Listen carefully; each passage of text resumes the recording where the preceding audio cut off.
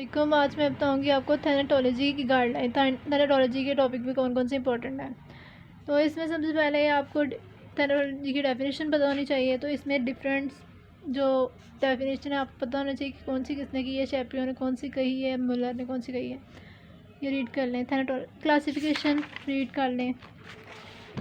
इसके अलावा दो डायग्नोसिस ऑफ डेथ के दो क्राइटेरियाज होते हैं, कन्वेंशनल होते हैं और न्यू होते हैं। न्यू आपको तो आपको ये पता होना चाहिए तीन तरह के कौन से होते हैं, रेस्पिरेशन, सर्कुलेशन और जो न्यूरोलॉजिकल क्राइटेरिया होता है। इसके बाद डिफरेंशियल डायग्नोसिस ऑफ डेथ में सस्पेंडेड एनिमेशन का आपको पता होना चाहिए। ठीक है, ये आगे से रीड कर लें, इंपॉर्टेंट नहीं है इतना, लेकिन सस्पेंडेड एनिमेशन का आपको पता होना चाहिए।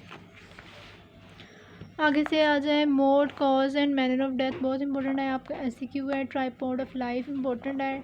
ठीक है, आप तीनों पता होना चाहिए आपको। मोड ऑफ डेथ की टाइप्स, कौन कौन से 3 मोड ऑफ डेथ होते हैं, ठीक है, वो पता होना चाहिए। कोमा, सिनकोपी, एस्फिक्सिया, और इन सब के कॉजेज़ आपको पता होना चाहिए। कोमा के कॉजेज़ एक आध दो याद कर लें थोड़े बहुत। तो सिनकोपी के इसी तरह से एस्फिक्सिया के। आगे आ जाएं science of death. Science of death 3 तरह के होते हैं, इमीडिएट, अर्ली, लेट, आपको सारे पता होना चाहिए। ठीक है, हेडिंग सेंडिंग मेन पता होनी चाहिए आपको। ये जो साइंस ऑफ मॉलिक्यूलर डेथ है ना, ये आपका ऐसे क्यों है, आपको पता होना चाहिए। इसमें भी अर्ली साइंस है और लेट चेंजेस हैं।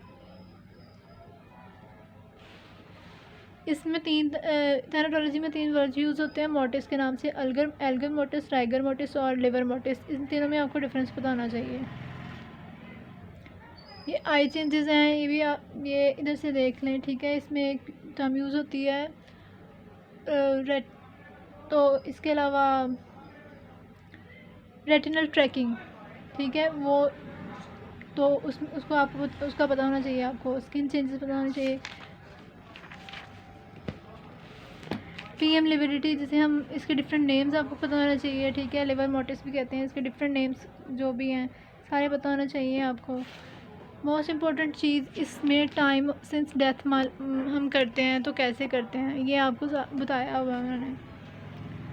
टाइम सिंस डेथ पूछती क्वेश्चन आता है पीएम लिविडिटी से, हम कैसे टाइम हमें कैसे पता चलेगा कितनी देर हो गई है डेथ को। तो ये इसके अलावा सिग्निफिकेंस आप कर लें। कॉन्टैक्ट फ्लैटनिंग, ये आपको पता होना चाहिए।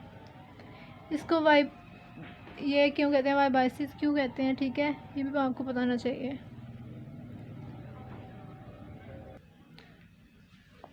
पीएम लिविडिटी और ब्रूस में डिफरेंस आना चाहिए आपको। ठीक है, इसके अलावा इसकी मेडिकल इंपॉर्टेंस, राइगर मोटिस की डिफरेंट स्टेजेस आनी चाहिए, डिफरेंट फेजेस आने चाहिए। ठीक है, इसके अलावा इसके फेजेस में कितना कितने का ड्यूरेशन होता है। ठीक है, पैथोफिजियोलॉजी ऑफ राइगर मोटिस आना चाहिए, biochemistry of the rigor mortise आना चाहिए। इसके अलावा फेस और नेक में जो चेंजेस में से हमें कैसे पता चलेगा राइगर मोटिस कैसे हो गया, ये आप ऐसे क्यों है। ठीक है, इसका टाइम आपको बताना चाहिए।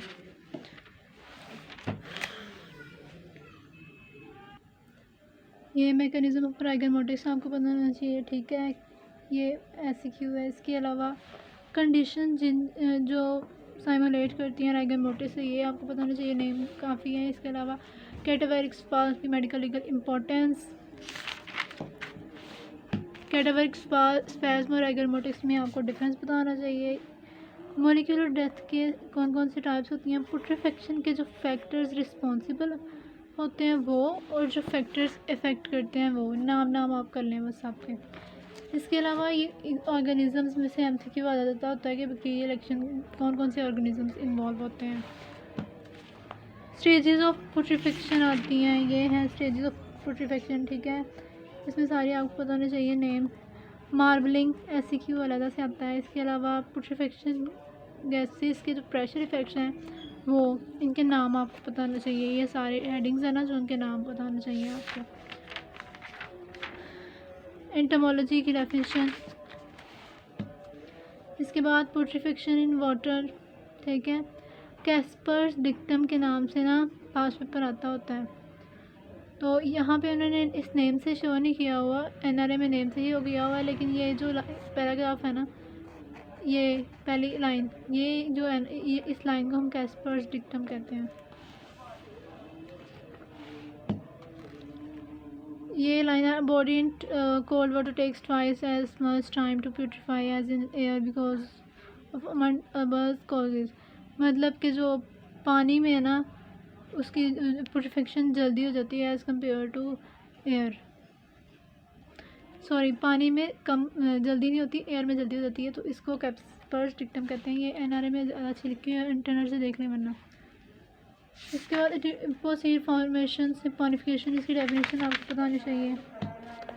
ममिफिकेशन ऐसी क्यों है, ममिफिकेशन और मैथरेशन में डिफरेंस पता होना चाहिए, ठीक है। मैथरेशन वो इन्फेंटिसाइड में है, टॉपिक में है। Time since death most important, बहुत ज़्यादा इम्पोर्टेंट है, बहुत बार बार आया हुआ है।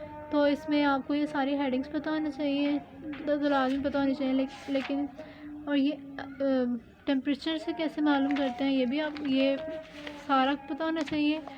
और ये पीएम लिमिडिटी से, राइगर मोटर से, पुट्रीफिकेशन से, बाकियों के ये 4 पहले तो आपको रट्टे हुए होने चाहिए, ठीक है। बाकी सारी हेडिंग्स भी आपको पता होनी चाहिए, थोड़ा बहुत पता होना चाहिए।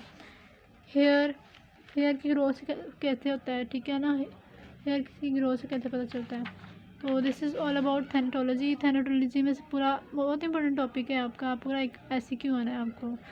Thank you.